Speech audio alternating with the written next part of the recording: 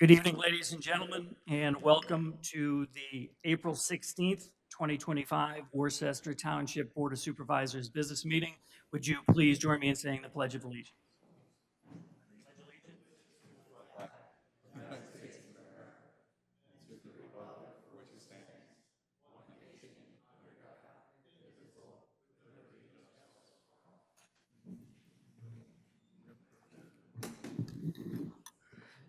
My name is Rick DeLello. I'm the chairman of the board. To my left is Lou Betts, who's our vice chair. To my right is Steve Quigley, who's our third member. Over on the side tables, we have Wendy McKenna, who is here from our solicitor's office, and John Everts, who is here from our engineer's office. On the back table, we have Christian Jones, our assistant township manager, and Dan Domino, who is our township manager. First and foremost, does anybody have any informational items for the board tonight? Yes, Mr. Chair, this meeting is being video recorded for broadcast. Thank you, Christian. First item on our agenda is public comment. We do ask that you limit your public comment to 5 minutes. Does anybody have any public comment for the board this evening?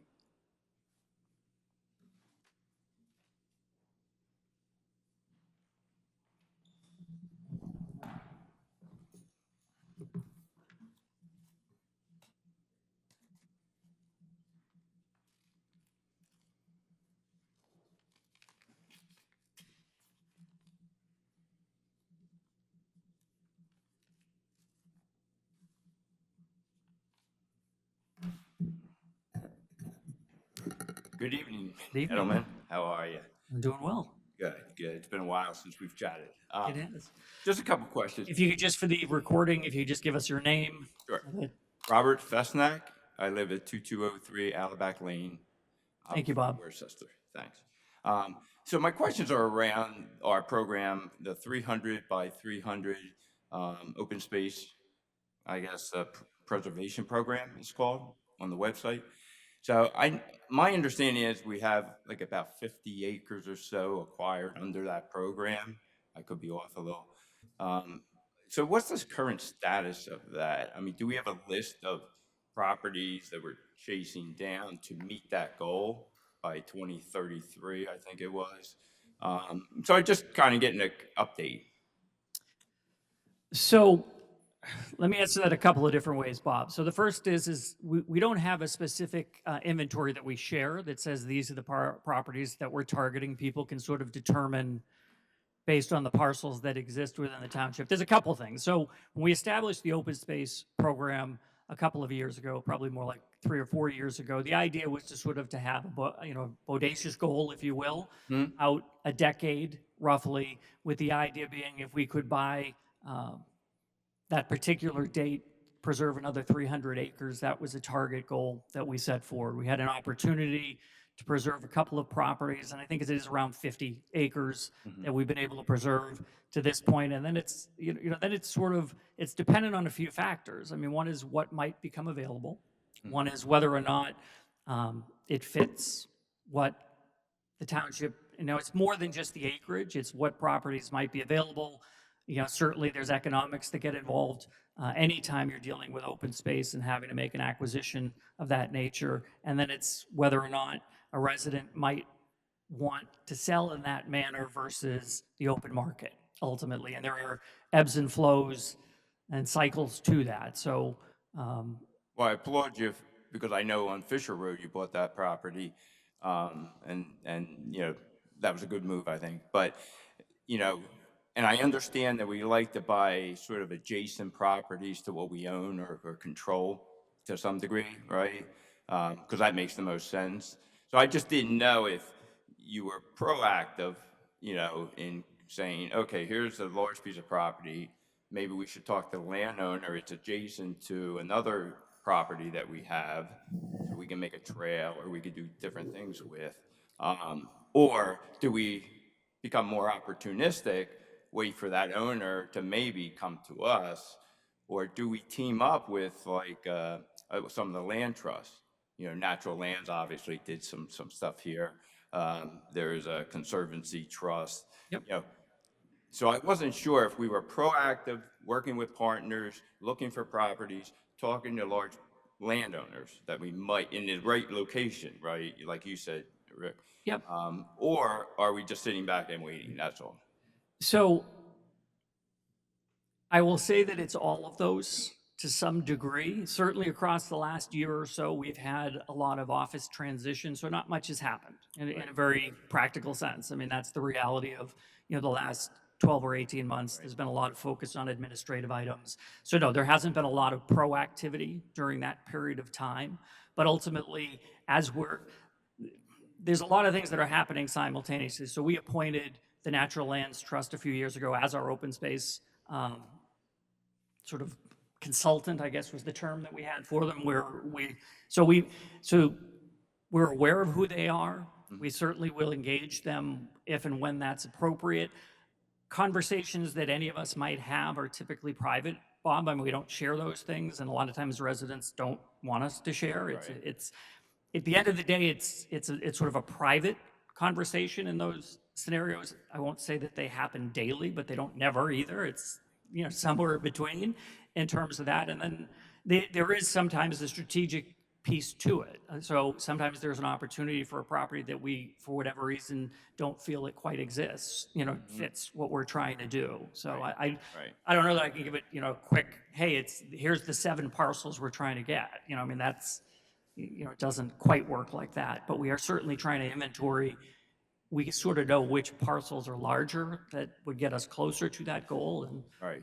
in terms of that, and certainly going forward, it's always there. Ultimately, if there are opportunities, we'll always have conversations on them. So All right, yeah, I wasn't looking for names of properties because obviously, as you say, it's private and that landowner may not want anybody to know.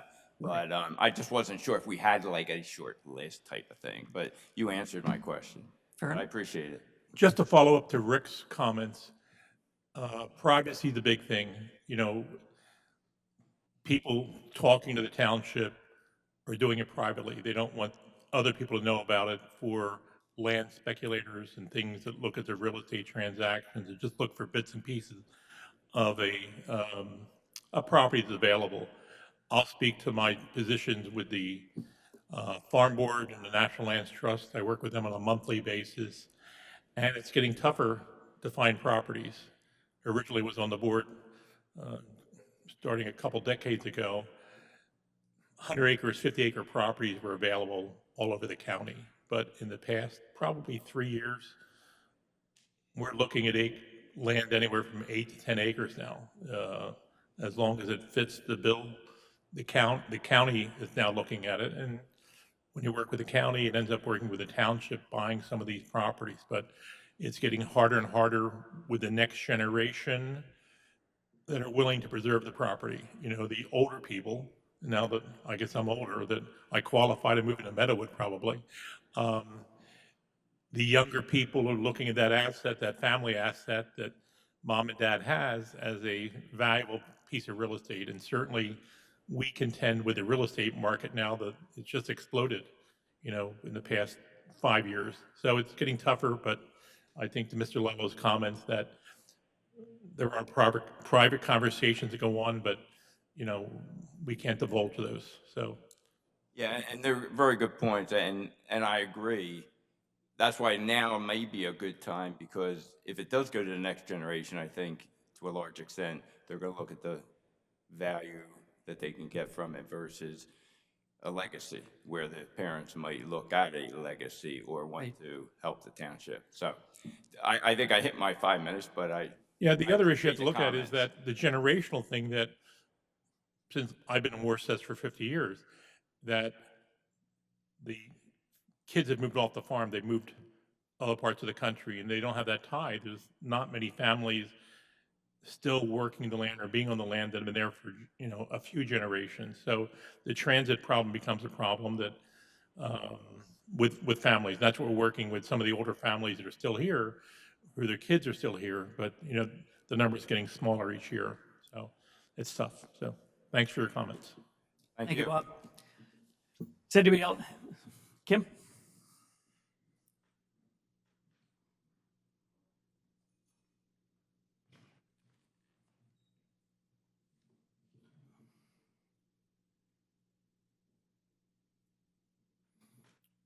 Good evening. Just a couple quick questions. Kim, do you do me a favor? Just Closer. give me your name into the. Kim David, We 17. just want to get it for the recording. Kim David, 1704 Burks Road. Thank you. And just a couple quick questions along Bob's lines. Have you considered like an open space committee or an open space person? We've had one in the township previously who would help, be more proactive in pursuing open space.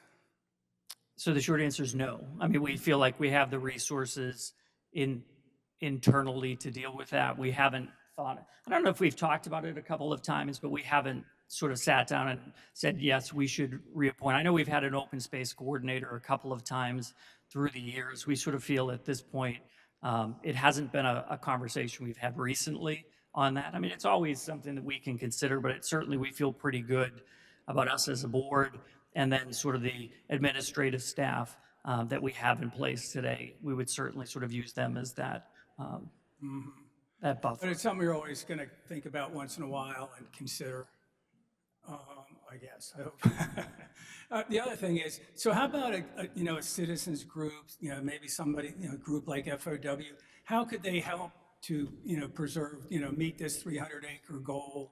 Is there anything they could do to, work with the township or to help the township? Well, I mean, I don't want to say no, Kim, and I don't want to say yes either. It's probably something in between. It's maybe just, where Steve was saying sometimes there's opportunistic scenarios where you might have a relationship with somebody. It's certainly fine for anybody to be encouraging people to preserve. I mean, we're not standing in the way of anybody ever doing that, but we're also, we're not looking, there's always a line there it's not a, those conversations typically, when they come down to it, are very private with the individual landowner and sort of what they might want to do. And that usually doesn't work particularly well by committee. We talked about this a little bit back when we were sort of looking at the open space referendum and kind of the notion of what involvement people should or shouldn't have. And it's at a certain spot, there's not much more other than encouraging it, in terms of when you have opportunities to encourage it, or if you have conversations with people who might be considering things like that. Relationships would drive that, but we're not necessarily encouraging you to start knocking door to door to see who might be interested. You know what I mean? But it's a fair point. I mean, certainly, we want. If we do find somebody we think is interested, should we tell them to come and talk to you or? To Dan. They should start with the township manager, and they can always talk to any of us. I mean, individually, you certainly can point to any supervisor. We do try to administratively drive it to the manager, and then a lot of times, so let me back up a step. I mean, what will happen sometimes is information, if it routes into the manager, then he then disseminates it out to the board independently to find out individual opinions. It's something we can't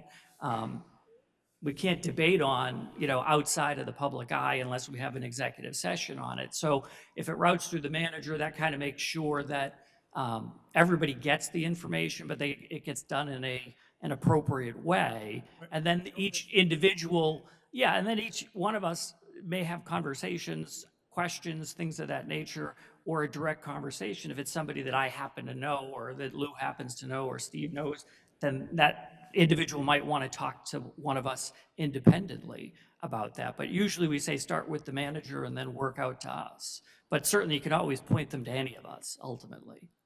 Okay, well, thank you very much. Just to follow up to Rick's comments, you're certainly aware we had someone working in the township, working with open space, and Rick was somewhat involved with it. I was very involved with it. But when people get their hands caught in a cookie jar, it's a tough thing dealing with real estate when you have that, once again, the inside information that people have. And we had a real problem in the township that the board at the time had to deal with. So as Rick mentioned, we're aware of properties. We talk to people off the record about their land values, but we have to be very careful as to how we proceed with certain things, that there's no insider trading information and contacts with the people involved with land. It happened before in the township, and I'm personally a little leery of it, with having outside people um, becoming real estate speculators within the township, pursuing open space. It presented some problems in the past, so I'm personally leery of it. We try to work with the land, try to communicate through the manager and the open space people. They certainly know Worcester at the county level is willing to spend money. So if something comes up, there's communication there between the lands trust as well as the farm board. Other townships aren't willing to work with landowners, and there's a few that are in the county that are willing to work. Townships in the county can work together, and we're one of the few that are willing to do that. And the people in the know that have been approached for preservation know they can contact Worcester and have an open dialogue. So, we do the best we can with that. Well, Steve, I know you're on the Farmland Preservation Board. Are you looking at any properties in Worcester? No? Okay. No, yeah, Okay, thank you. thank you. Bill?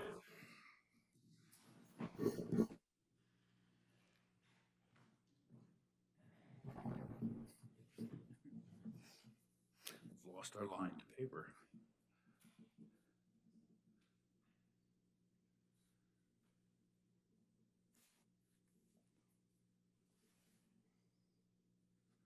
All right, Bill McGrain, Stump Hall Road.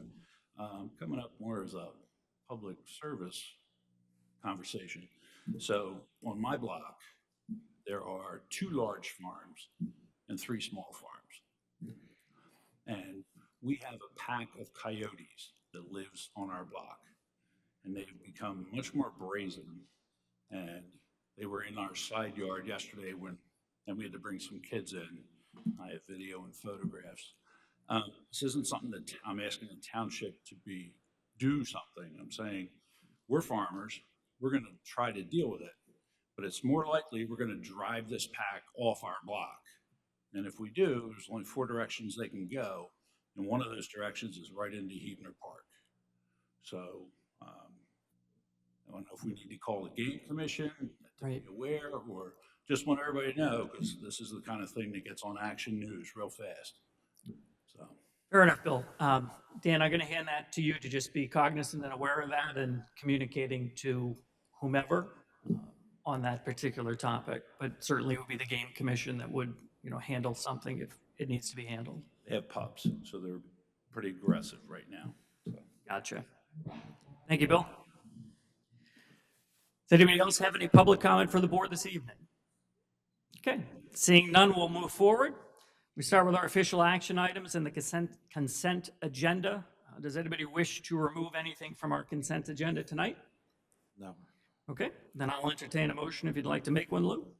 Make a motion that we approve the consent agenda, which is March 19 business meeting minutes, treasurer's report, and other monthly reports for March of 25, and the bill payment of March of 25 in the amount of $405,004.12. I'll second that. It's been moved and seconded. Is there any public comment regarding the motion on the floor? Seeing none, I'll call the question. All those in favor? Aye. Motion passes. And moving down, starting with motions, first motion is going to be a motion to adopt Resolution 2025-09, which is going to be approving preliminary land development for Meadowood Healthcare Northeast Expansion Plan. That's a mouthful. I'm going to start with over here. Dan, who wants to start, and how do we want to tackle this one? John, if there's anything specific from an engineer perspective you want to get out there, I guess now's the time, and then we can let Meadow. Hey, you probably should come up. I'm going to have some questions. I know that. Yes, I brought a team here. We got our engineer, Tim Woodrow, and also Paul Norman. Maybe it's best to let them kind of present a general thing, and then we can kind of go from there. That's probably a good idea, Dan. Kate, I would just say, something at 100 feet, not into all the weeds, and then or maybe Tim, whoever wants to give some general stuff, and then we can get into some more specifics as we need to. Guys, be happy to do Hold on that. for 1 second. We have some, since you have the plans, maybe we should ask to move to the one that shows the Well, healthcare I think building. I'd like to show this one Okay. first, okay? Yeah, I thanks. can't tell an engineer what to do. No, you can't. So at any rate, Tim, if you do me a favor, I need you to sit down and I need you to pull that mic to you just so we make sure we get all your stuff on the recording, if you don't mind. Rich, certainly not a problem at all. And if you could start by telling me who you are, we know you, but if you could say who you are, where you're from, and all that good stuff.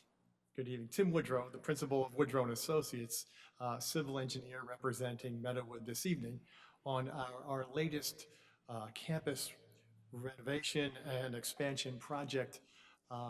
Recalling, well, hello, Wendy, how are you? Recalling that as part of a larger master plan, Meadowood has been going through a number of stages of needs that we're trying to meet in the community. And our health center has been one that has been lagging behind some of the other needs in our community. Recently just opened our McLean Memory Care Center a couple of years back. That was a very successful project. Going on right now is a renovation of some of our health care units. So Azalea and Tulip are being renovated. In fact, going to reopen those later this week, I believe. As part of this master plan, we really felt we needed additional healthcare beds. And so the current project that's on the screen before you tonight does provide for 30 additional skilled care beds and 8 additional personal care beds to supplement the healthcare center that we have in place today. Recall too that we appeared before your zoning hearing board and discussed the height of our building, recalling that this building is dead center in campus. If you can see on the screen, there's a box that kind of highlights the area where we are proposing to develop. It's right adjacent to our loading docks and kind of right behind where the McLean Center is currently resides. And so that, again, is the area of campus where this building addition is to go. We've made an application to the township. We've got Mr. Everett's review, we've got Bowman's review, County Planning Commission review, all of which are will comply items. One of the things I will point out, I misled John a little bit. We showed some parking spaces adjacent to the loading docks that we had labeled as compact cars. I explained to the Planning Commission that they're actually for our utility service vehicles. So, you know, we've got a fleet of about 12 hybrid golf carts that go out to our resident units on a daily basis and fix things like clogged drains and lights and, you know, paint and paper and those types of things. And so those parking spaces are meant for the parking of our service vehicles, trying to organize them tomorrow as they are very unorganized today. And so I think with that clarification, we hope that we can clear up some of John's concerns about parking. Recalling also that when we built the McLean Center, we built a fairly large parking lot out across the creek adjacent to our Victory Garden. That parking lot was sized, anticipating that we would eventually need to remove some of the parking that exists adjacent to our loading docks. So operationally, you know, we have a bit of a struggle getting our staff to park out there, but that is an operational issue and not a pure number issue. So I think from a parking perspective, we are in good shape.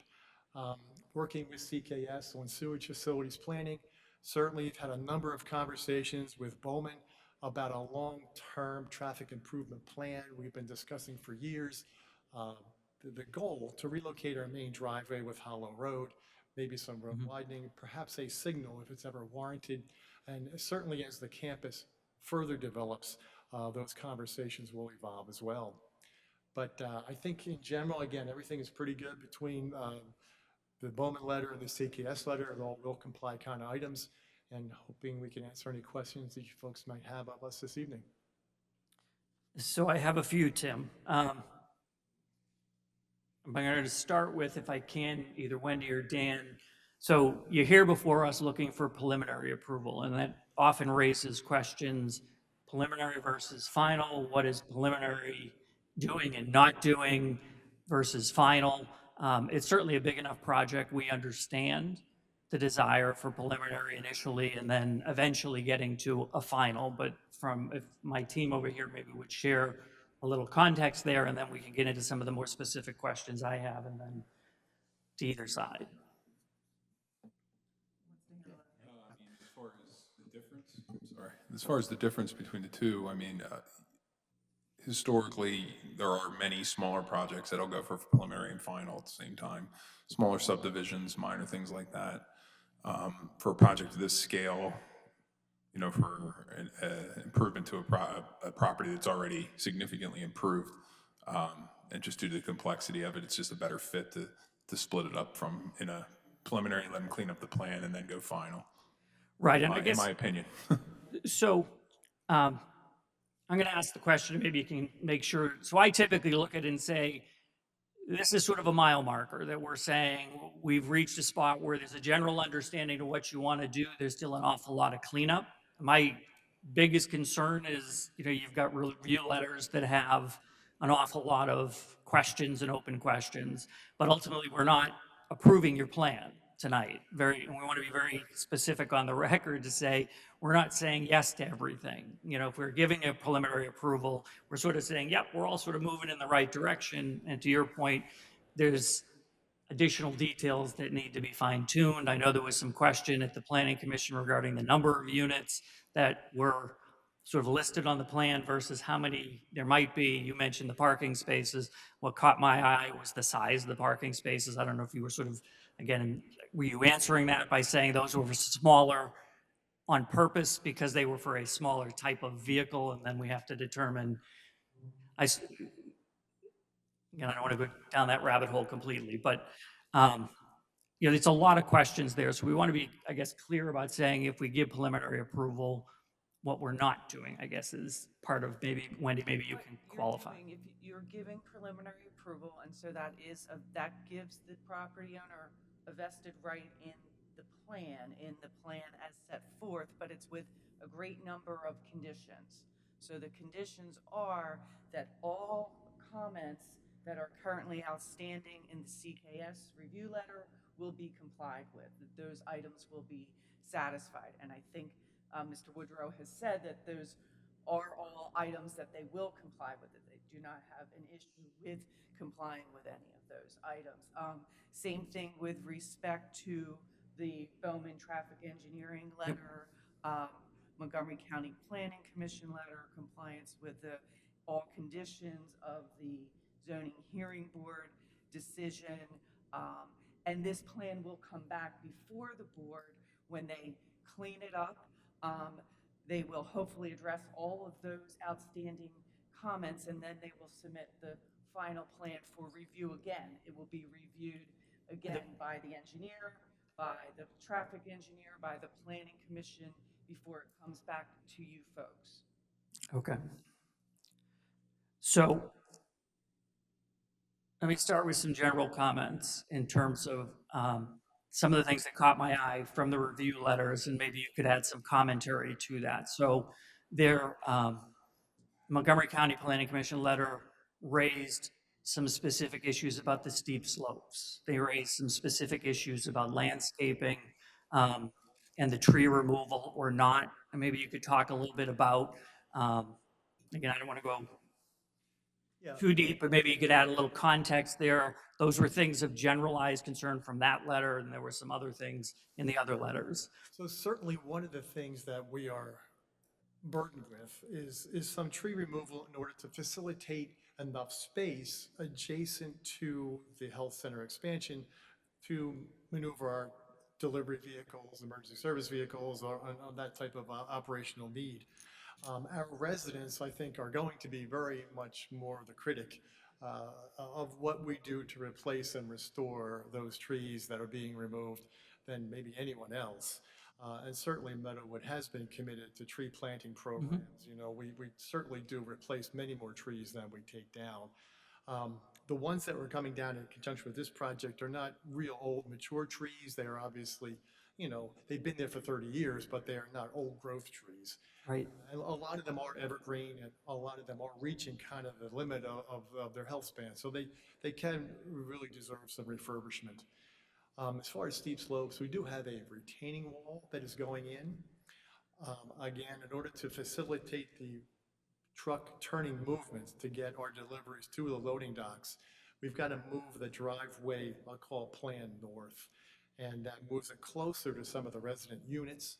And in order to kind of mitigate that grade change, there's a retaining wall being constructed. Uh, That retaining wall does get a landscaping package that our staff has been working with the residents who are adjacent to make sure that that is being replenished sooner rather than later.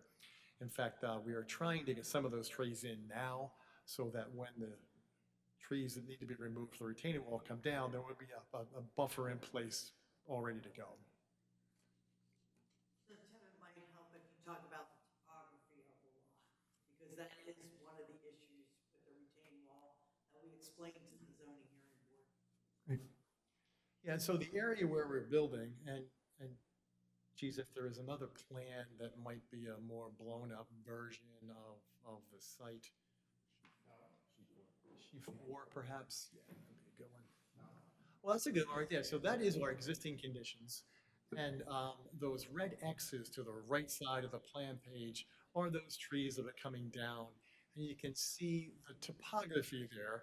That topography is not naturally occurring. That was an excavated slope when the original Shoals Center was built in order to facilitate the loading docks.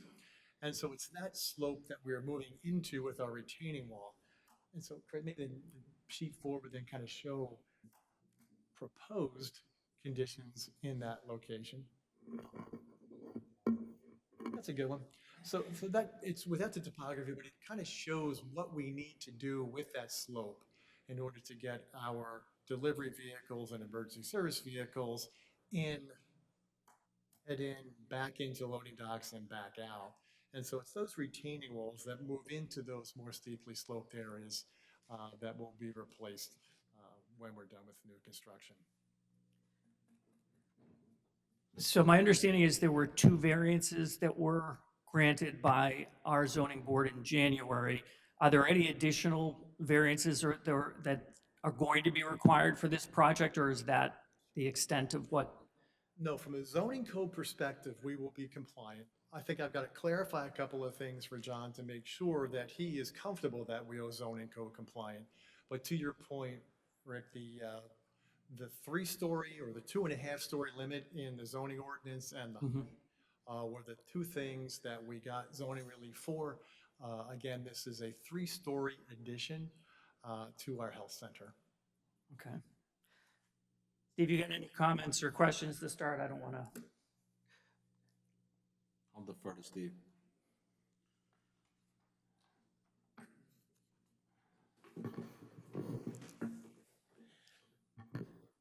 Every time I think Meadowood's done building, they come in with another plan. So, I think they've been looking at the plan. Planning Commission, Zoning Board have picked out the things that need to be addressed. I'm not going to sit here and pick apart the plan or what you need. I really don't know what you need to run your business, so I'll stay out of that. But growth's inevitable in your pocket.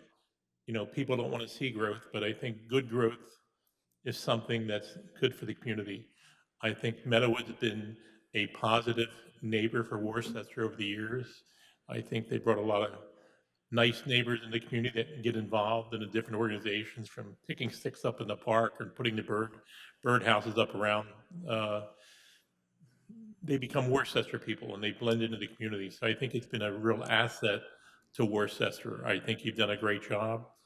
I drive through it at least twice a week, undercover, just seeing what's going on and making sure that that everything looks nice. And it's always well kept. It's well done, and I think that's a tribute to the staff there at Meadowood. As I said, Paul's not going to come back with any more plans, and sure enough, after 2 years, you guys come back with something else. But we've always worked well together. Whatever the needs are from the zoning hearing board to the planning commission, that the solicitor, the engineer addresses, those items are worked out. So I think we have a pretty good relationship there. It's something that's needed once again, as you get older, these people transition. I hate to not have a place for them to go, but that's not really my job. You know, it's like dealing with people's financial problems within a township. That's not really our issue. And the issue of these people getting older at Meadowood really shouldn't be our concern, but it is a concern as we sit here, as they are residents of the township and they have a right to live their life out here. And I, I have no problem with it as long as all the things are met with. And once again, I think Meadowood's been a good neighbor and they've done a good job laying the facility out and everything associated with it. So I have no problem. So I'm going to add a couple of qualifiers to that if I can. So Wendy, you said we've got the review letters as they stand right now. I guess I would want to make sure that we're not limited to the review letters and what, I mean, let me say they maybe ask that differently. You know, your review letters tend to make changes and then it leads to more, you know, there's always sort of that rewrite of the review letters. I want to make sure that through whatever that process is, we're not limited to just simply what's been documented to this point. I mean, Yeah, and Rick, I would suggest that part of the reason that we're looking for some more information, or that John's looking for more information, is that our architects are still kind of finishing up some of the design. yep, And so there are things like the utility connections to the building and what do they look like and what are those systems like. The architects are actually designing that as we speak. And so one of the things I need to provide to John is a more complete picture of that utility service and how that all fits together and how that impacts the Worcester Township sanitary source system. And so I fully expect that if by getting that more information from the architects, that generates more questions from John, certainly we've got to get those addressed and committing to everyone here that we will not be back before you until John and Bowman and County Planning Commission are right. comfortable with what we've evolved to. I understand that. I'm asking the questions and asking to get it on the public record just to make sure that we don't get 6 months from now and you're back before us and suddenly there's a question that says, oh, well, that should have been covered in preliminary plan approval or any of that sort of stuff. I just sort of want to make sure that if we come to a conclusion that says, yes, we haven't closed a door we shouldn't have closed. Right, and your resolution does incorporate those review letters, which we say we'll comply with, Yep. and the zoning board conditions as well. So that's part of your approval. You're approving it only conditionally based on us complying with those letters. And we know that, and we're prepared to do that. So if I could add some commentary here, from a land development aspect of it, everything can be addressed. It's not going to dramatically change the plans. It's connections of utilities. Unless they decide not to make the connection of the building and the building sizes change, everything will probably remain the same as you look for somebody that's there. It's not an engineer. So, you know, that's my comment to that. With regard to the steep slopes, they are man-made, and the ordinance states that it should be naturally occurring. And then the trees were actually installed as part of the previous land developments. So they're my input. The only thing I would ask Tim would be to discuss the waivers that they are requesting. I was going to get to the waivers, but yes, that's the other thing is I'm always hesitant to say yes to waivers until the end. I mean, if you will. I mean, So my take is that it's a suggestion that you're giving them input that you're agreeable to the waivers that they're requesting at this point. They're not finalized until the final resolution.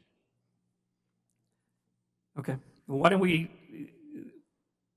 don't you present what you're presenting on those so we can get that out in the air, if you will? And Absolutely. So the waivers we're seeking, I think in general, deal more specifically with some of the perimeter road improvements and those types of things that would come into play if this were a new property being developed from scratch. So the waivers we are seeking for this application is from the obligation to provide a full tree survey of the entire property. right. I think you saw that last one. We've done a very good job of identifying what is being disturbed by the scope of our project, but from a strict compliance with the waiver from all trees on site. Street trees along either Valley Forge Road or Skipback Pike, you know, there's a lot of vegetation there today. I think a lot of the intent of street trees has been met. But I don't know that this project really impacts or changes the conditions for street trees. We've got one from parking spaces. We have more than 15 parking spaces in a row. And so that is, again, backed by our loading dock area. Again, I don't think that really maybe impacts the intent of that section of the code, where we're thinking maybe more about office buildings or shopping centers, or where that becomes more of an issue. And then from the obligation to show all existing features within 500 feet of the project, we do have an aerial photograph. We do have a pretty large boundary of the entire campus. And I think we have shown that 500 feet from the construction site, but maybe not 500 feet from the entire perimeter. Okay. And those were the waivers we were seeking, those four. Okay. And I just, again, just to be clear, us giving you preliminary approval is not us accepting those waivers at this point, but I don't, again, when I read them, there was, Actually not correct. So the way the Okay. resolution is drafted, that those waivers would be approved Okay. this evening. If the board isn't comfortable with that, you can defer waivers until final plan approval. The way it's written now, because we got a recommendation both from the engineer's office and from the planning commission that those waivers were reasonable and acceptable, they are drafted, they are incorporated here. If there's additional waivers, these would be the only waivers this evening. If there are additional waivers that are found to be required when the final plans are submitted, then any additional waivers would need to come before you for final plan approval. okay. I didn't have any specific issues with them. I'm just looking to push that if we can push it. I mean, I didn't have anything when I read it that made me, We don't have any issues. The township engineer has no issues with the requested waivers. okay. You got any thoughts on that? Okay. Question? I have a question. Tim, you presented there was a 23-unit increase that you're providing. Is it going to change? Apparently, there was a 15-unit discrepancy. Yeah, I don't know what note I may have messed up on that record plan, but the factual numbers based upon latest architectural plans, which are now, complete. There are 30 new skilled care nursing beds and 8 new personal care units. So there's 38 additional beds in our health center with this proposed plan. So these are additional rooms, is what you're stating? You say beds, I mean, it's Yeah. a single room occupation, correct? Single rooms, that's correct, Lou, yes. So you're asking for, the final number is how much an increase? 38 beds. 38 total. Correct. So, and again, your initial was 23, and you've changed it to more? No, I think maybe my plan was an error when I first submitted. I'm not sure that we had finalized things with the architect. So I think there is a label on our record plan that speaks to 23 beds. 38 is the correct number. 38. Correct. So as long as everybody complies with 38, with all the regs, rules, and stuff, Correct. everything's subject to change apparently, because this is preliminary. So based on what I've heard so far is you can change anything you want. Although, Lou, what preliminary does, and I'll let Ms. McKenna correct me, but it kind of freezes the plan as it looks today. So things like the number of beds, the configuration of the building, the truck turn, that gets frozen with this preliminary plan approval.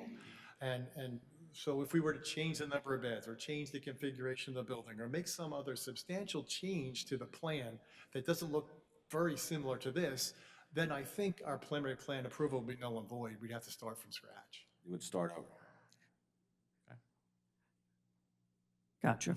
So no, Okay. You got any other questions, thoughts, comments? I think everything else was easy. It was just that was a discrepancy, and as long as Sure. it's so noted on the record and it complies. Okay. So I don't have an issue with providing it. If somebody wants to make a motion, we can take a vote on it. So I'll make a motion. Let's see what we're at now there. On the adoption of resolution 2025-09. This is approving a preliminary land development for Meadowood with all the statements we gave as far as the items listed. So that's not listed that way, but I'll make that motion. We approve that pending on all this techno battle we just went through. Word it any way you want. Technobabble, is that solicitors? Should we be more articulate than That's an official technobabble? term on a movie somewhere, but that's okay. I think the resolution itself as drafted really addresses all the issues that you have Okay. brought up. So I think if you simply can make a motion To adopt the resolution as it has been presented this evening. Okay. So do you want to second that? I'll second it. Well, it's in the preliminary stages. It's something to be changed. So in order to move the project along, I think Okay. we can do that at the present time. So I'll second that motion. Okay, so it's been moved and seconded. Is there any public comment regarding the motion that's on the floor? Seeing none, I'll call the question. All those in favor? Aye. Aye. Motion passes. Thank you all. See you in a couple of months.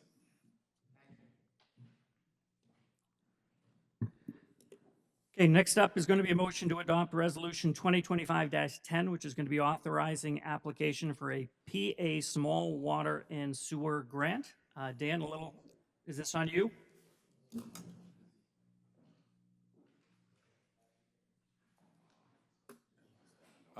So what this is a request, we're looking to apply for a grant under this PA Small Water and Sewer Grant Program. This is a grant program that is designed to address water and sewer, including stormwater projects that are under $500,000. That's what the state considers quote-unquote small.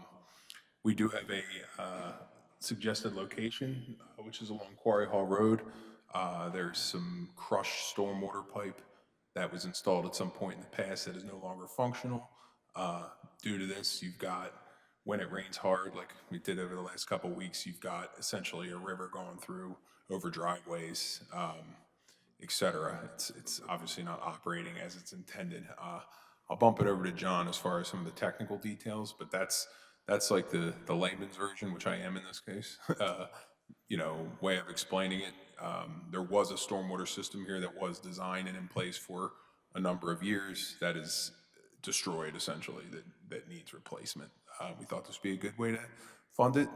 The match is 15%, so you're talking a little over $30,000 of township expenditure for a $250,000 project.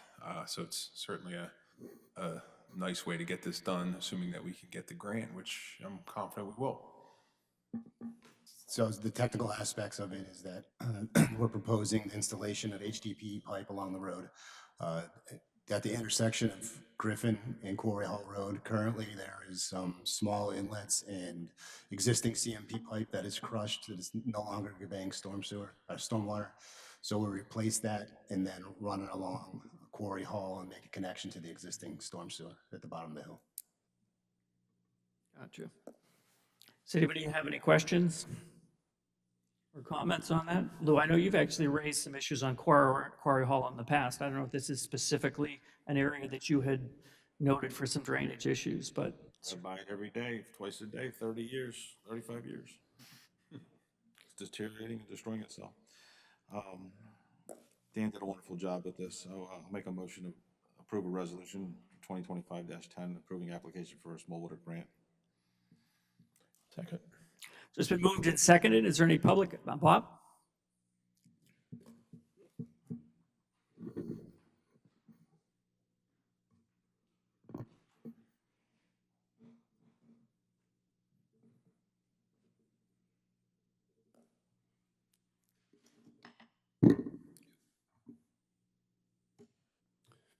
Bob Andrew, Worcester. How critical is this project to taking place? Is it mission critical? Is it something that can be deferred? So how do we define that? I mean, I would say that it's not mission critical, but it's important. I mean, it ultimately is an opportunity for us to get grant funding for it, so we want to apply for it. We think it's an area that needs work in particular, but I don't know that it's, I don't know if you guys want to define it. I mean, I would say that, a core part of the mission of a municipal government is to ensure that the utilities and storm sewers and things along those lines are in functional condition. There was at one point a system here that it was considered important enough to have installed in the past that is now obsolete and destroyed. So I would say it is part of our core mission, yes. So important, not critical, but important. Understood, and it makes sense to obviously proceed with that. I was trying to understand, is it something that needs to happen regardless? Because I don't know the guarantee that the funding will come through. So the question then is, if the funding doesn't come through, are you going to proceed with it? When are you going to proceed with it? And is the project currently budgeted? And if not, how you intend to address $250,000 plus or minus? And if the funding does come through, and it certainly makes sense to get $250,000 worth of work, only having to contribute 30,000, but is that $30,000 budgeted? Is that considered a capital project? And did you anticipate it? So what's the timetable? So we would look to budget for it this fall for the 2026 budget if we decided that would be where that conversation would take place in terms of that. What's typically the timetable we're looking at, John, on these grants? So the grant award will probably be towards the end of this year or early next year. They usually come out with a date of November, but the last few grant cycles, it's more early in the year. So we could definitely have a discussion about budgeting for that for next year. So it's not in the budget today. There's not, and it wouldn't be quick enough that we would have to turn on it before the budget season this year, and then it would be a future, either budgeted or we would say, no, we just won't do it until we have an opportunity to fund it in another way. Understood, and that started off with the comment from the manager that, there's tremendous amount of water that's traversing down Griffith currently now, and the system has failed, so I'm trying to understand if it's something that gets pushed off, gets addressed as part of the budget. We also know whether we have additional funding source. It's what I was really trying to understand. I think, Bob, just so you know, the way that we look at least the way I've always looked at capital projects is I always try to put priority levels on all the projects that are outstanding. As you know, there's a lot of variables that go into deciding what something has a priority level on. If we were to not get that funding, as part of what I do when I go through the budget process, is try to prioritize the highest priority, the most highest priority projects that we have, and budget for those as we go, as finances allow. Everything's so expensive now. It's certainly more of a challenge than it used to be. But if it's something that's critical, it'll be assigned a higher priority, and we'll have that discussion during budget time. Sure. I don't want to suggest at all that I was in opposition to that. I mean, if staff could be spending 80% of their time looking for alternative funding sources to help us get work done, that makes sense. It's a limited set of resources, and especially in the current environment, I imagine that's even more difficult. We're not necessarily going for federal dollars, but the state is looking to pick up some of that difference, and therefore their opportunities might be limited. I don't know, but I'm in favor of continuing to look for those sources. I was trying to understand timing and then critical need of this and whether it had to happen. Thank you. If I may add, it's a 3-year grant period. So if there was a priority that came up that needed to be taken care of next year, that we could push that out, to get the funding for that. So. Thank you, John. Does anybody else have any public comment regarding the motion that's on the floor? Seeing none, I'll call the question. All those in favor? Aye. Motion passes. Next up, it's going to be a motion to advertise ordinance number 301, which is authorizing the execution of a cable franchise agreement between Worcester Township and Comcast of Pennsylvania. Just as a refresher, I don't know how many months ago it was, I lose track, but we started the process where we approved, it was Cohen Law Office to negotiate on our behalf a franchise agreement with Comcast. They need to be renewed every 5 years. Ultimately, it was time for that renewal. So that process is underway. We're now at the point where we have an agreement. And now we need to decide tonight whether we're ready to advertise that for what would then be a public hearing on adoption. So Wendy, maybe you could give us just an, a little bit of a high-level overview of sort of what the outcome of the Cohen Law Firm work was and sort of what we have before us in terms of the agreement and any questions the board might have on that. Sorry about that. They had prepared an executive summary regarding the terms of the agreement. Now, the executive summary is, because the agreement has not yet been finalized, it actually still is in the negotiation process. It's an attorney-client privilege communication, the executive summary itself, but essentially the Cohen Law Group, if you recall, is a law firm that specializes in these franchise agreements. It's a very specialized field. They represent multiple municipalities around Montgomery County and groups of municipalities that come together in order to negotiate these types of franchise agreements. The Cohen Group has indicated that they've made their best efforts to negotiate an agreement that's satisfactory, beneficial to the township.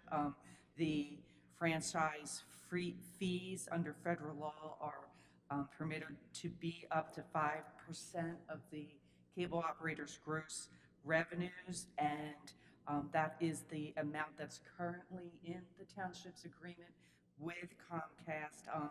In this proposed new agreement, there would be no change in that amount. The revenue would remain the same. So I think that that is important.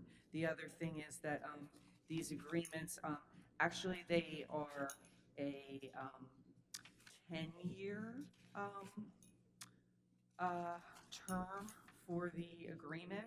The length of the franchise term is 10 years, and that is a very, Cohen has recommended the shortest possible term, but in the world of these types of agreements, that is what is considered to be a short term. So that is what the agreement provides for. Other than that, I think that's really the high level. If you have any other more specific questions, what you would be doing tonight is simply authorizing advertisement for a public hearing. So there's no adoption tonight. The public hearing could take place at the next meeting, and if there's more specific questions, I'm happy to go back to Cohen, try to gain some additional information if you would like that.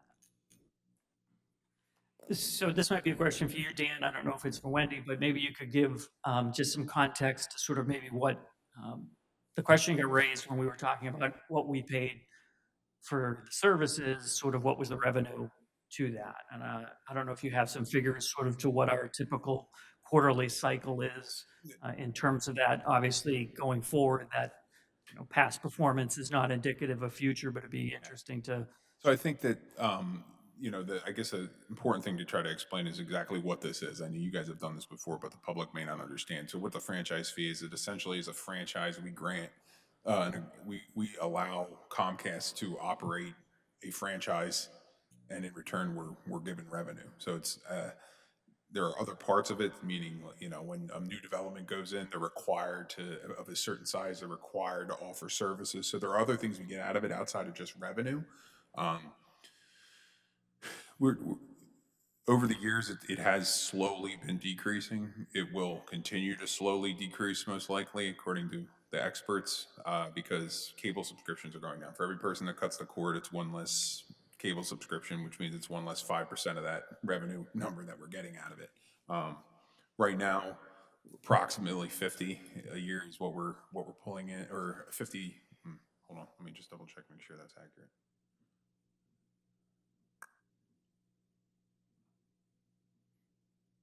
It's a little less than 50 a quarter. I'm sorry, it's not 50 a year. Sure. I expect that to continue to shrink as time goes on, but the level of shrinkage will be slow enough that it'll be simple enough to budget around. So I wouldn't expect anything We don't have any specific expense that goes against this. This is just a revenue source. Purely revenue, we're getting revenue for allowing them to operate within the township essentially and make money off of the residents that sign up. Gotcha.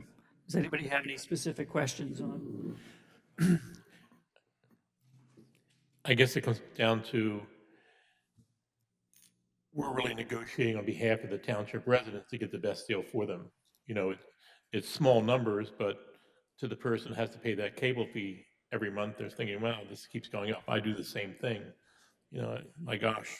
So our revenue is going down that we get from them, but certainly my fees keep going up from where it originally was. But for we to go out and negotiate with Comcast ourselves, it certainly wouldn't be the best idea. And following the guidance of the solicitor, you know, she works for the law firm that deals strictly with this kind of work, and we have to depend on our staff to do the best on our behalf, and we have to do the best for the residents. So I think it's a negotiation tactic that she's well aware of dealing with this, and you know, we have to trust in our professional people to get us the best deal. So Understood. And Wendy, so governmentally at the federal level, they set that at 5%. That's Yes. so it was 5. It's staying at 5. So okay, fair enough. It's up to 5%. That's the amount that's permitted a municipality to assess is up to 5%. So the prior agreement with Comcast was 5%, and this will continue to that 5%. Fair enough. Okay. If nobody else has any other questions, I'm certainly fine with a motion so that we can advertise and. Mr. Chairman, I'll make a motion, we advertise ordinance number 301, authorizing execution of a cable franchise agreement between Worcester Township and the Comcast of Pennsylvania. second. It's been moved and seconded. Is there any public comment regarding the motion that's on the floor? Seeing none, I'll call the question. All those in favor? Aye. Aye. Motion passes. Okay, next up, we're going to have, we're going to discuss a motion to advertise a zoning text amendment adding childcare in the C zoning district. Who wants to give us a little overview to start, and then we'll chew on it from there.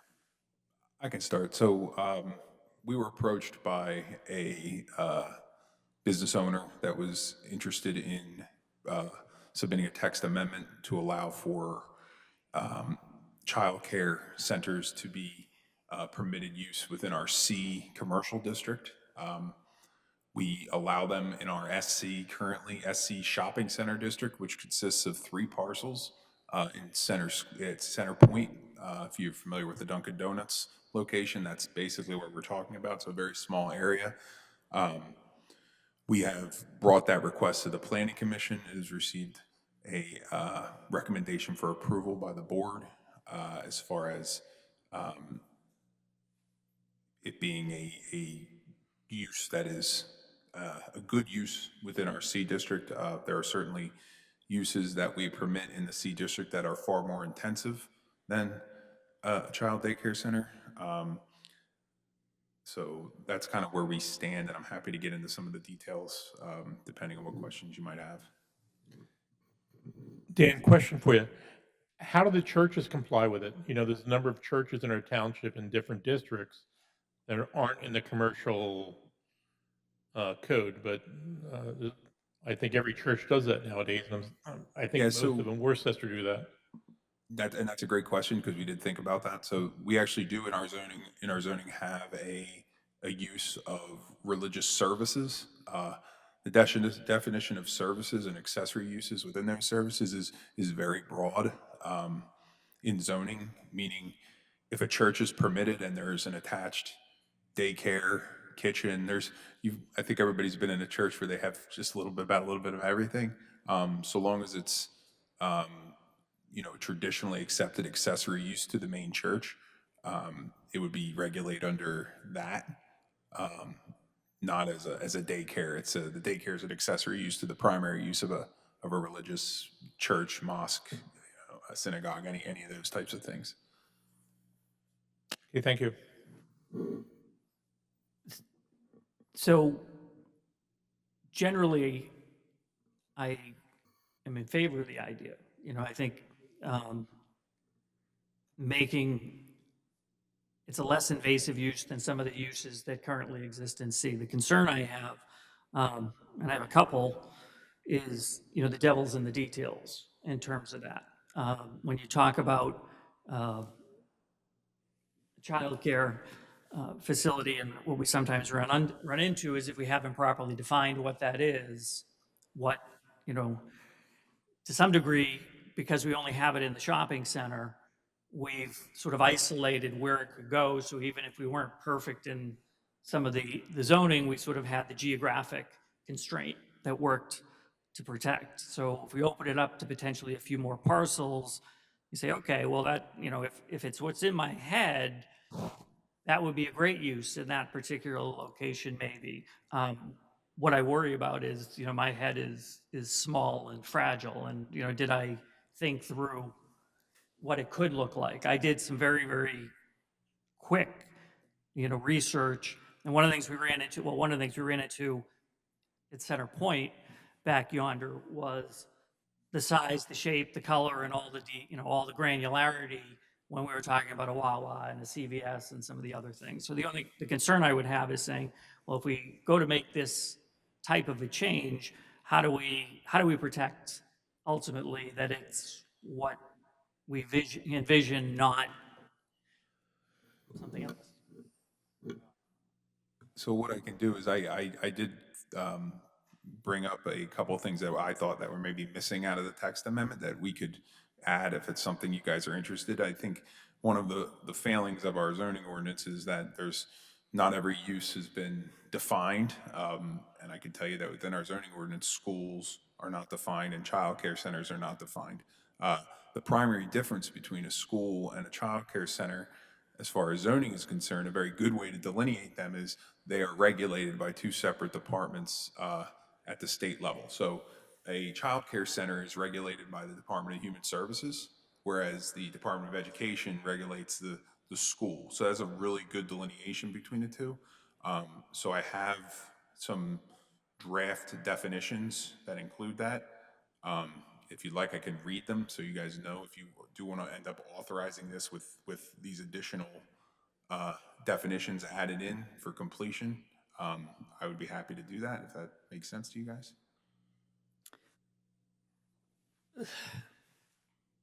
I'm not sure we're quite there yet. I mean, I guess is what I would say. I mean, the concern I would have, again, I'm generally supportive of opening up and making more opportunities in terms of that. I'm always careful about saying, well, let's advertise something that we haven't quite vetted all of the componentry of it. So I don't know.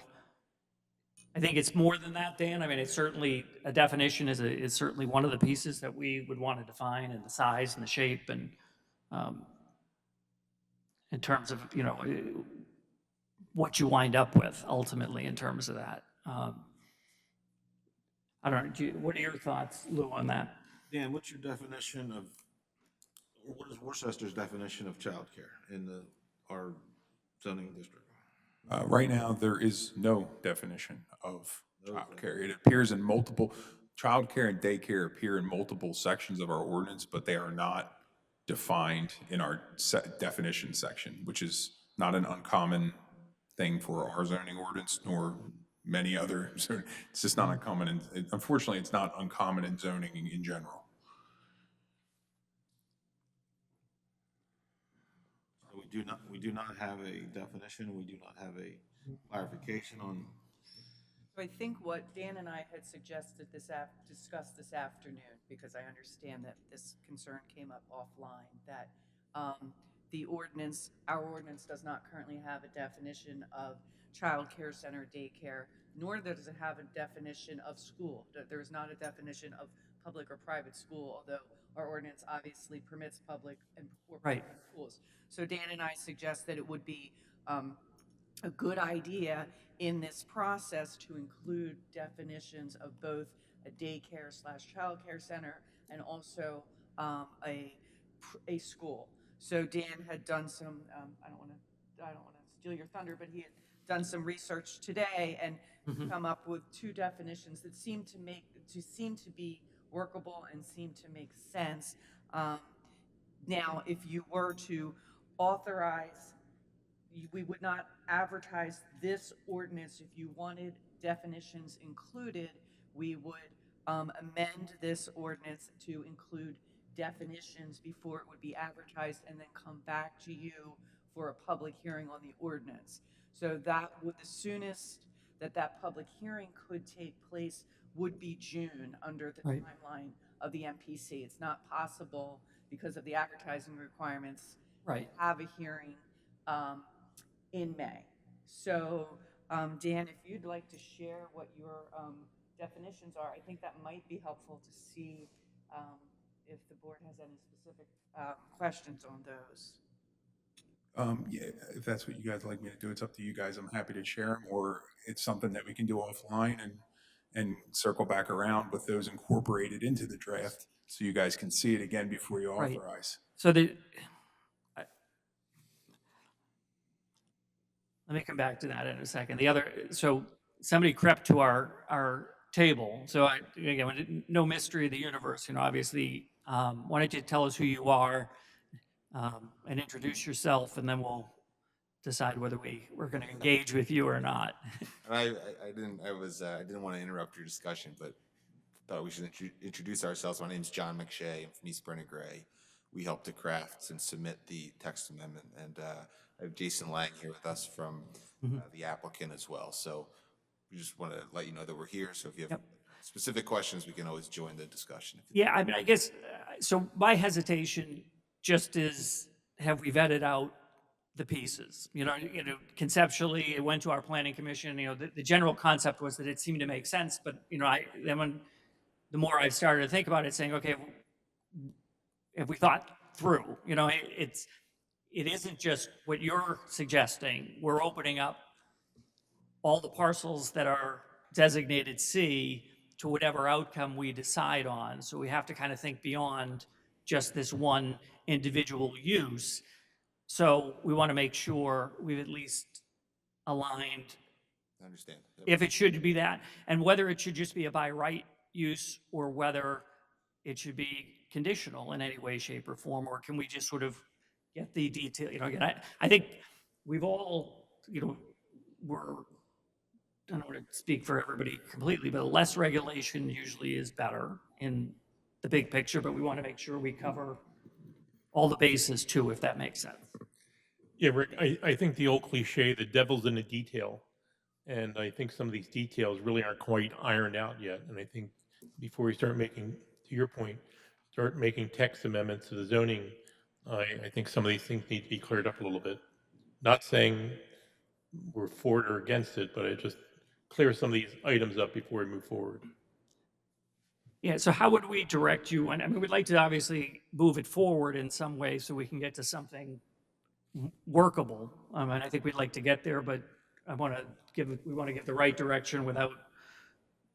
Well, what I would ask is, obviously, I'd like to work those definitions in, number one. That's, I think, to me, the most important part. Sure. Secondarily, if there is a desire, if there are any specific concerns of the board, as far as conditions that they would like to see up to and including this becoming a conditional use, as you mentioned, rather than a by right, if there are any specific conditions you would like to hold a child care center to, this would be the time to integrate those conditions into it. Well, I mean, I think some of what we need to understand is just what that picture. Again, I went and did some quick research, on the type of school and the potential size and shape and some of those details, and just kind of understand what those things would. And ultimately, Rick, as this is non-commercial land development, as far as a new building, any sort of new building is going to go through a land development process. It's the concern of retrofitting an existing building. It's a little bit different because you guys may not. Right. You guys aren't going to see that. So that's where I would focus on. A new building is going to be less concerning because it's going to be built to all the SAUDO and all the land development type of rules. Whereas if someone were to come into an existing building and want to change it to that use, that's more of a use conversation than a building conversation. Right, but what I'm saying is I don't know off the top of my head what the size is for a building in a shopping center versus commercial and whether they're the same or not, ultimately. And I'd want to make sure that if we're looking at adding this type of a use into the commercial, how does that align to the shopping district that already allows it ultimately? So there's some continuity between the two. I haven't had a chance to read through both of the ordinances. And there's a lot of, it is a little bit touchy because a daycare or a childcare center can be very, very small. I've seen them in, little strip malls where they're not big, or they can be, enormous standalone buildings, i.e. a Goddard school or a Malvern school. So obviously that, again, if you're building one of them, it's regulated by lot size and coverage and things like that. But if there are specific, and I can certainly do the research to see some other childcare centers that are conditional uses to try to pull in to see what some other municipalities are doing as far as if they are conditional uses, what are the conditions that people are looking for here? Yeah, I mean, Happy again, to do I that. think I think we'd all like to get to something that makes sense that you can say yes to. I just don't know that we know what all those pieces look like, you know? I think we need a lot of work on this because you have mentioned the churches have daycare. And whether it's daycare, whether it's school, there's gonna be a clarification, one or two, one or both. Could someone have one of these out of their house? They could work at home like an accountant can have an office in a house, or a dentist. Can you have a childcare out of a house? I mean, there's gotta be a whole lot of discussion on this before we get anywhere close to this. Well, we're also just talking about the commercial district. We're talking about getting it into the commercial district, which would not apply to any of the residential zoning districts that are in place today, but certainly, and I think you're right, there's some details Yeah, I don't wanna. to that. Do you have any specific comments you want to add? No, I think that we just need to review it. I think there's a number of issues here that could be addressed or make sure we have the things lined up as far as you said, the size and the scope of the project. But, it goes back to the number of churches having, I mean, yeah, we can address that later on, but Right. yeah, I think I'm not confident enough knowing all the matters at the present time to move forward Okay. with it. Okay, so do you need more direction from us now, or just we can take it anything offline? We want to make sure we get to you as well. It's just, I think it would be are you directing staff to come back after some research with a draft ordinance that staff feels comfortable with? We could certainly work to do that, to bring something to you at the May meeting. I don't know if I want to personally schedule it right now until Dan comes up with the research, then find out that It would just be a draft to review again, and then at that May meeting, you'd have to authorize. we can talk about it. I have no problem coming up with a discussion, having a discussion like we had tonight about it, and then move forward. But at the time, I don't want to say we're going to change any zoning at the present time. so I would say that yes, we are directing staff to put some pen to paper and sort of try to craft something out in terms of that without committing to you that in May that we would say yes, no, or anything in between. Is that adequate? I understand the direction of the board, and we'll work on it. Okay. Fair enough? It's tabled then, correct? Correct. There's no vote on that particular item. Okay, next up, we have other business. First is going to be a discussion on international property maintenance code. Dan? All right, right in my wheelhouse, my favorite thing. So I'm bringing this to you somewhat unilaterally, so that's why it's literally just a general discussion. It's more of an education on what I'm potentially proposing here. So as you guys know, we do follow under the Uniform Construction Code all of the subcodes. So International Residential Code, and all International Plumbing Code, International Electrical Code. Where International Property Maintenance Code comes in, what it is, it's a code derived off of the existing building codes that we use. Right now, we have two ordinances. One is literally ordinance number 1, which was passed in the 40s. that kind of handles property maintenance as under nuisances. It's not, certainly not comprehensive. And there's some real gaps in what we can and can't enforce. Now, what property maintenance does is, for instance, if there's a house that's abandoned, that has windows busted out, is literally falling to the ground, is dangerous, things along those lines, it gives us the ability to address those through a notice of violation process. So up to and including, placarding it as condemned, things like that. Right now, we don't technically have the authority in our ordinance to do any of that. Secondarily, there are some, general maintenance things that as the township has built more condensed housing, there are some, denser, I use the Reserve Center Square as a good example because those are quarter acre to a third of an acre lots. So they're kind of right on top of each other. So code enforcement hasn't necessarily had to be super prepared historically here because there hasn't been that many people here and everybody's kind of been spread out on bigger lots. And it was kind of no harm, no foul. You can't see what I'm doing in my 5 acre lot. But as we build more subdivisions, essentially, people are on top of each other and the complaints come rolling in. This just gives us more tools in our code enforcement toolbox to allow us to enforce common sense things like trash on the property. If there's just, a mountain of trash in the front yard, not really anything we can do about it right now under our current regulations.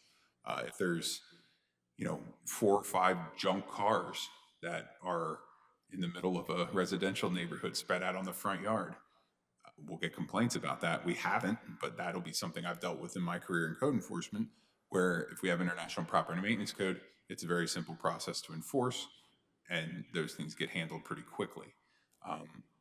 So by basing our code enforcement off of building codes and residential building codes and commercial building codes, it all kind of syncs together. The buildings are built under these codes, and then the property maintenance code allows us to make sure that those properties are then maintained up to those building codes they were initially built on, if that makes sense. So is this just something that we're drafting, Dan, or is this? Yeah, so this is just something I'm making as a suggestion, that we should potentially look at passing into law. Obviously, this is literally just a discussion, but every other municipality I've worked in, including early in my career when I was a code enforcement officer, utilized the International Property Maintenance Code because it's a standard written by professionals that is standard across the board. So we don't have to figure out what's against a building code and what's not. They've essentially picked that out and done that for us, and that's why it is so popular. Comes out every 4 years with minor adjustments. This is the 2024 version, but it's more of just, is there an appetite from the board to have this built into our code, because it gives us all the tools we would need to enforce in the future if that becomes necessary. It doesn't mean we have to change our attitude necessarily toward code enforcement. It doesn't mean all of a sudden we need to become super strict, but it just, like I said, it gives us all the tools we would need if something were to come up in the future, rather than us kind of having to shrug and say, yeah, we don't address that. Okay. I mean, I think generally, we certainly want more capabilities, not less, but we're also, I guess we just need to know more about it a little bit. I mean, this is sort of our first anything on it. I mean, it's certainly, if there's information we can get out to the website that we can communicate collectively to us, I don't have any specific opposition to it, other than I don't know enough about it, other than what you've shared to this point. And some of it is also a question about saying, if you're saying a lot of other municipalities typically do this, John, do you have other municipalities that use this standard? What have you seen? Yeah, it's throughout all municipalities. It's more populated municipalities that run into this issue because everybody's so much closer to each other. But as Worcester gets developed, and there's subdivisions that have quarter acre lots, that it becomes a little more of an issue. Your neighbors are a lot closer. They might be doing things that, aren't acceptable to everybody. Was there an issue of there not really being a need historically, John? I mean, obviously you were sort of behind the scenes with Joe for a lot of years. I'm trying to think of the use case and if it's more. For Worcester, it's probably the number of times that it was required that it was dealt in-house. That if there was complaints, it was either the township manager or is brought to the board. I think Dan's opinion is that you try to get in front of it now as these subdivisions come in. And try to have something on the books to be able to enforce it, and then us, when I say us, the township having their hands tied. Thoughts, questions, comments, discussion at this point? I mean, No, I guess my comment would be that Worcester is not the way Worcester used to be. Things are changing. We'll say it's progress. A neighbor could address a problem with a neighbor before, they seem to work things out. But it doesn't work that way anymore. And people come to the township complaining about either a trash issue or cars or someone doing something on their property. We hear what they say, but legally, we have to follow the law, and there's sometimes we just can't do a whole lot with it. And I think Dan's seeing this, and this is why he's suggesting some of these changes to give him a little more tools in his tool belt. And I think, once again, change is inevitable, and we have to be on top of these things. That we've have some incidents that we try to work with the neighbors on some issues, and it just doesn't work anymore. So we have to have not having a police force and other enforcement powers. We have to have all the I's dotted and T's crossed before we go to see the judge. And if not, we lose. So I think Dan sees this. He's taking the proactive steps to get more enforcement power that he can deal with the situations that come up. And I think it's a step in the right direction. I mean, certainly the issue's been raised by residents in the past is our ability, if we're going to make an ordinance, how are we going to enforce it? Or if we're doing things, how are we going to be able to do that? And if this gives us some additional capabilities, then that's certainly a helpful step to be able to take. I guess I would want to just know a little bit more about the What I'll do is I'll send you over a link that it'll link it to the entire code. I would grab a coffee. It's not what I would consider the most entertaining reading. thing in the world, but now that I know that there's at least some interest, I didn't want to spend a ton of time on it before I realized, if you guys are like, absolutely not, I'm not interested, I was going to just stop. So I'll send you guys that, and we can circle back around. You guys can take a look at it and see if you guys have any comments on it in the future. Rick, I think it gets back to the electric bikes in the park. We're well aware of the complaints that come in from the people walking through the park and the electric bikes in the situations. There's only, at this point, we can put signs up, there's only so much the township can do. And I get a lot of calls about situations where the electric bikes are interfering with people, but, pass the information on Dan. Dan processes it, sees what he can do with the situation, but it's not as easy as the people may think sitting out there that we're not doing our job. We hear the complaints, but we have to operate within that boundary or that square that Dan's talking about. So progress, Dan, progress. Sounds good. So no vote on that, folks, or anything. So there's no public comment specifically to that item, but certainly you can comment when we have that a little later. And then next up, we have an update on the Zacharias Trail extension. Correct. So we continue to work on the Zacharias Creek Trail. There are many shareholders as part of this project, including PICO, PennDOT, DCNR, Evansburg people, and Skipback as well.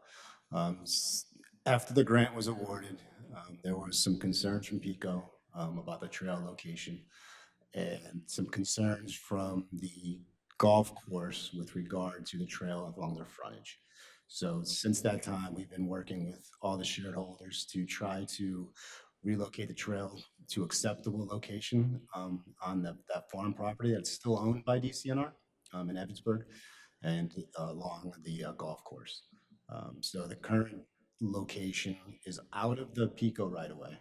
Pico has changed their policy, where every other trail throughout Montgomery and Bucks County was along the right of way. Now you're only allowed to cross it perpendicularly. So that was one of the main changes that it's kind of put a stick in the spokes, to say.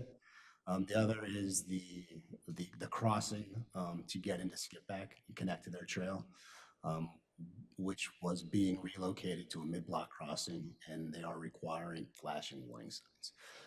Our goal is to go out to bid in the fall and construction to start early next year. So I'm going to restate that, John, to say that you finally have consensus amongst all the stakeholders, and we're going to be talking about this as a successful completion in 2026. Is that what I heard? I would loosely use that word consensus, but that we are working towards that. It seems that everybody's in agreement with the location, the route, and Okay. what we are proposing. Fair enough. Thank you, John. Any questions for John on that? I mean, it's been a project that's been going on for several years. I'd be excited to get it. Permitting is also an issue. So DEP, PennDOT, they're all fun things that we are dealing with right now. Fair enough. Does anybody else have any other business they wish to bring before the board tonight? I do. I would like to state that I try to do a good thing for Township of Worcester. I propose that we do a band shell, and it seems like it never gets any traction, and we either give opposition or we seem to like never want to improve our own township. We want to go to other townships. So if we could maybe just talk about this, and we have $15 million in the bank. We have a surplus every year. We have tons of money, but yeah, we still got to go to like Taliesin to go watch a band play. I just don't understand why we seem to not want to adapt to modern times and enjoy the park we have, Hebner Park or up here. Either way, it just seems like it never gets any traction. So I don't know why there's opposition. I don't know why it falls short. I mean, I've lived here 36 years. I think it would be nice to update. Any comments, Rick, on that one? Any commentary would you like one, or does it hate it, like it? You live in an area that you have a park too, that's in your neighborhood. We do. So, Football fields, baseball fields, played there.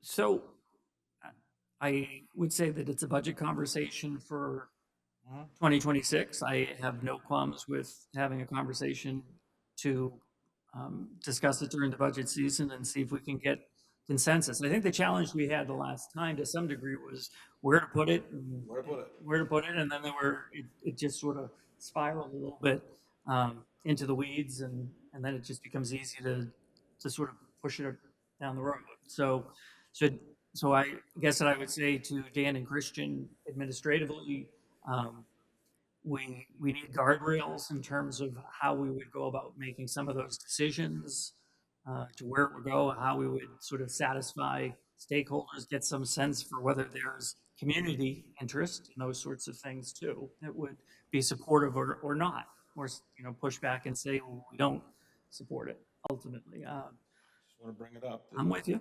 I mean, we do go to Worcester, and we do have a property. We have a park. It's in Worcester. It's just not our property, but We gave it away. That's the one we gave away.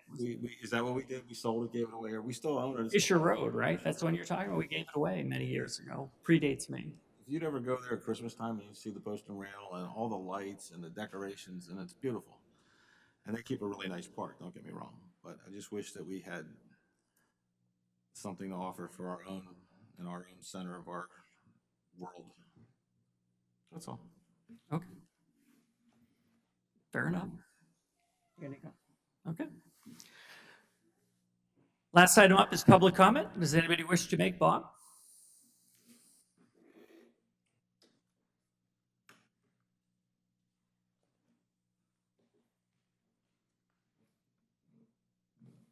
Bob Andor, Worcester. So I would like to commend you for perhaps pushing back a little bit without having proper information on the child care issue. So soliciting and getting additional information, I think, is helpful. So I've expressed my opinion before, just making these amendments and these changes in the meetings and not having, I'm not quick enough on my feet to be able to respond to those. So giving us the opportunity to see the new language and understand that, I think, is helpful to comment on that. To Steve's point, hadn't really thought about this, but all of these places of worship that have those child care facilities, Dan's comment was that they're not really regulated and they're kind of an accessory use. And because it's an accessory use, they're all kind of grandfathered in. I think you should look at that and really understand that. And I'm not opposed to it. And my kids went through those types of programs, and they're, I think, useful and of value. But at the same time, Right. if we're not regulating them or we're not sanctioning them, I think maybe we should think about whether we do or don't want to do that. I know in more urban areas, there are many churches in commercial zones. And so now, if we're giving people the opportunity to do that, and obviously the client who was here didn't hear all of that discussion. They just got up and left at the end when it wasn't approved. I'm not trying to give them an out, but if somebody is not allowed to do this, but you go ahead and authorize, is a church allowed in a commercial zone? I mean, I don't know that you would be able to say no, so that all of a sudden you put a church in a commercial area.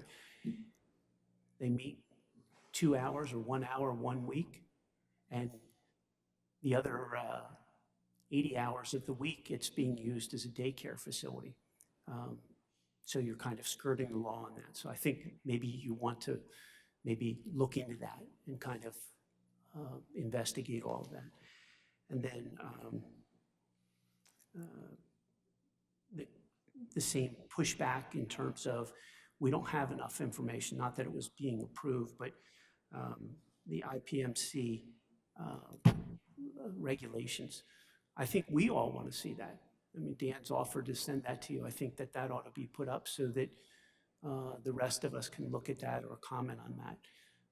I'm concerned. I mean, I understand if you have an issue that you're trying to regulate, you might want to have the ability to do that as to not be able to do that. But the next thing you know, if you come down with a hammer because somebody doesn't like the color of the paint that I put on my house or something else, you know, and you know, I can appreciate John's comment that there's a difference between somebody who has a quarter-acre lot, but if you're applying the same rules to somebody who has a 20-acre farm, is that fair as well?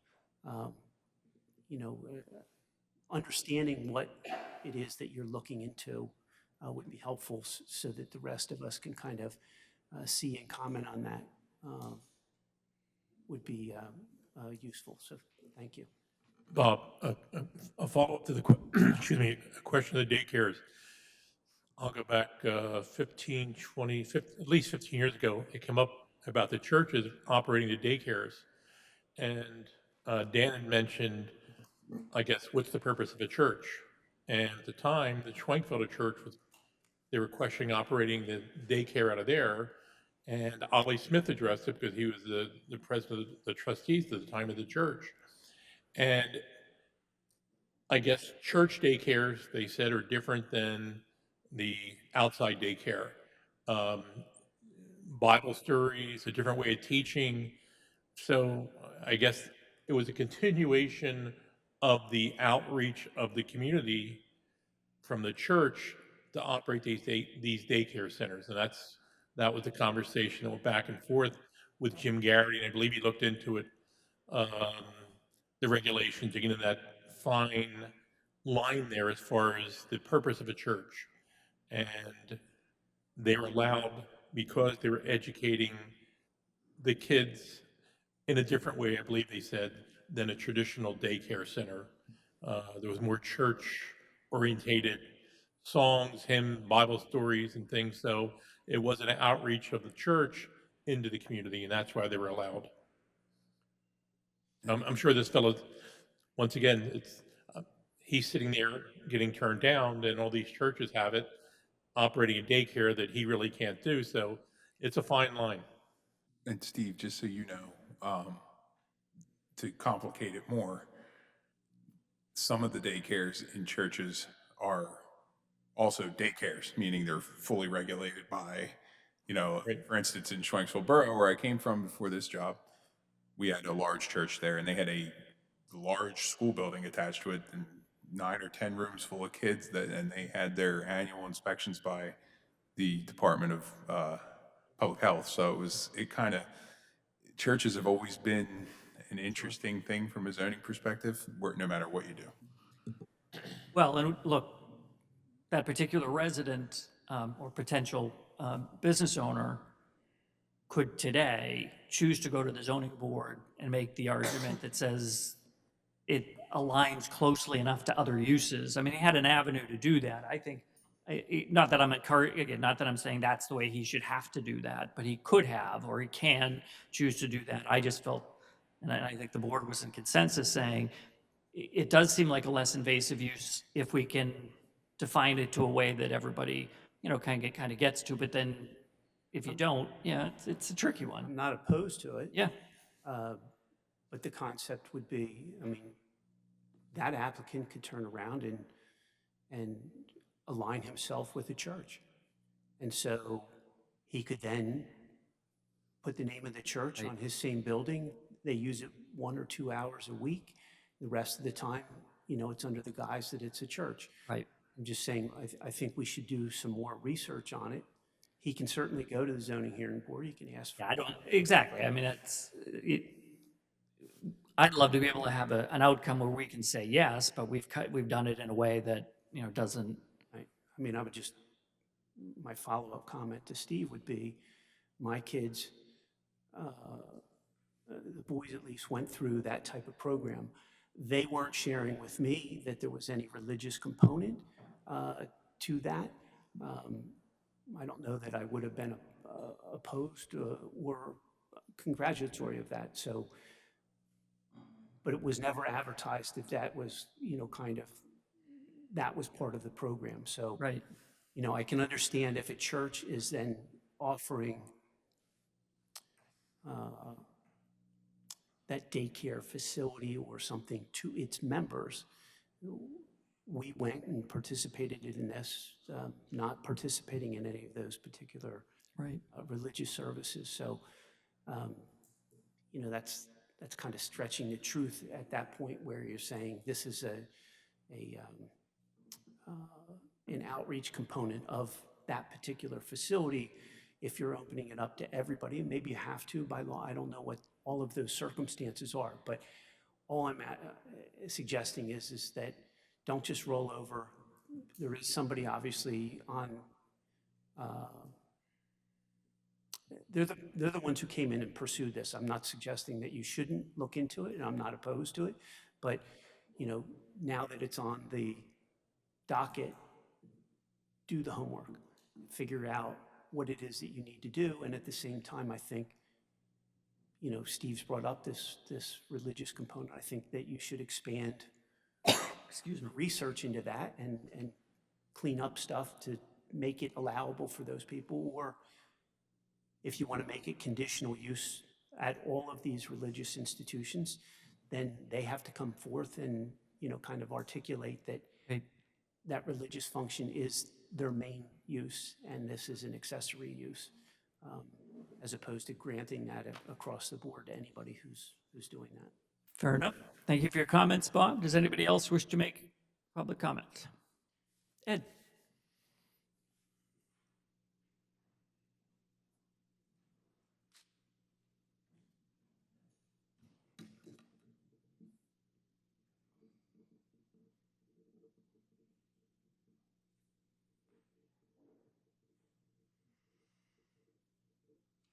Okay, just a couple things real quick. So I didn't understand a heck of a lot about this whole international property maintenance thing. But I do want to ask that, Dan, sort of, Rick mentioned a use case. So recently, there's been a lot of activity up here about things that have occurred on Whitehall Road, and there's been a lot of I think it was Whitehall Road, and there's been a lot of residents that have come up here and said, hey, what's the township doing about this? Can the township do? And there were certain legalities involved and all that kind of stuff. Would the implementation of something like this have made that process easier for you to pursue? In that particular instance, no. Okay. Okay. Unfortunately, no, that would not have made it. That's more of a zoning issue, which is a completely separate animal. Okay. All right. Like I said, I didn't understand it. Okay. Second thing I have real quick. I want to follow up on something that Lou brought up about the band shell. I too am pretty confused about where that stands. It was discussed in here, and I believe, and I'm trying to follow the ball here. I believe that you guys deferred it over to the Planning Commission. Okay, and I haven't been as diligent about getting to the Planning Commission as I should be, but I do follow the minutes. As far as I've been able to ascertain, it moved from the Board of Supervisors to the Planning Commission, and I know they're here tonight, and there were a couple of discussions about it at the Planning Commission, and then in the past few months, it's been not mentioned in the minutes at all. So I would like to see, to Lou's point, that can we get an update? And, Dan, maybe put it on the website, maybe put it in the next newsletter. Here's something that we discussed, and here's the current status of it, where it sits. It sits with you guys, it sits with the Planning Commission, or we're not doing anything with it. Because I agree. I think it's something we ought to do, and it just sort of fell off the table. My 2 cents. Fair enough. Okay. Thank you, Ed. We appreciate the comments. Does anybody else wish to make public comment? Seeing none, then a motion to adjourn? So moved. Thank you all for coming.